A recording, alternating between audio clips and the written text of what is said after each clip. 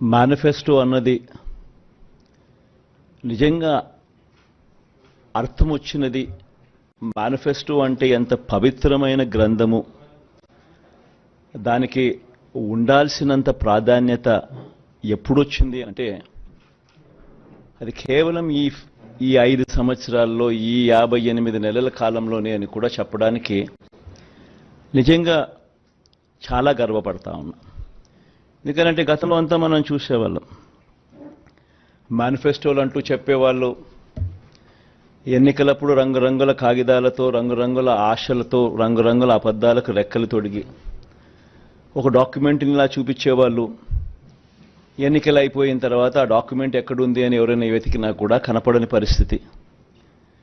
ఎన్నికలు అయిపోయిన తర్వాత ఆ మేనిఫెస్టో డాక్యుమెంట్ ఎక్కడ దొరుకుతుంది అని అంటే చెత్తబుట్టలో కూడా దొరకని అద్వానమైన పరిస్థితులు మనమంతా చూసాం.